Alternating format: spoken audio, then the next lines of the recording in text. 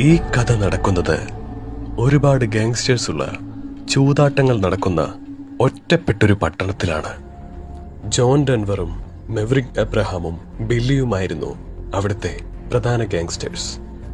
ചൂതാട്ടത്തിലും ചീട്ടുകളിയിലും മെവറിക് Abraham വളരെ മിടുക്കനായിരുന്നു.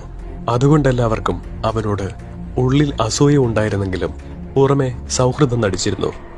ചീട്ടുകളിയിൽ തന്റെ എതിരാളിയുടെ അടുത്ത നീക്കം എന്താണെന്ന് പ്രവചിക്കാനുള്ള കഴിവ് മെവറിക്കിനുണ്ടായിരുന്നുവെന്ന് തന്റെ ശത്രുക്കൾ ഒരിക്കൽ മനസ്സിലാക്കി. താൻ സുഹൃത്തെന്ന് കരുതിയിരുന്ന ബില്ലിക്കായിരുന്നു മെവറിക്കിനോട് ഏറ്റവും ശത്രുതയുണ്ടായിരുന്നത്. കാരണം ഈ ബാർ ബില്ലിയുടേതാണ്. താനാണ് എല്ലാവർക്കും തലവൻ.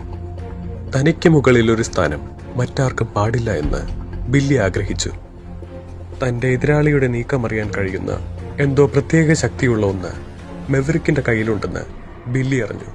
ഒരിക്കൽ ചീട്ടുകളിയിൽ പലപ്പോഴായി തോറ്റുകൊണ്ടിരുന്നപ്പോൾ ബില്ലി മെവറിക്കിനോട് പറഞ്ഞു, പ്രവചിക്കാൻ കഴിയുന്ന അത്ഭുത ശക്തി എന്താണ്? മെവറിക്, അതെനിക്ക് തരൂ, അതെനിക്ക് വേണം. ഇത് കേട്ട് ചിരിച്ചുകൊണ്ട് മെവറിക് ബില്ലിയോട് പറഞ്ഞു, ശരി, അത് ഞാൻ നിനക്ക് തരാം. പക്ഷേ ഒരു തവണയെങ്കിലും നീ എന്നെ ചീട്ടുകളിയിൽ തോൽപ്പിക്കണം. ഒരു തവണയെങ്കിലും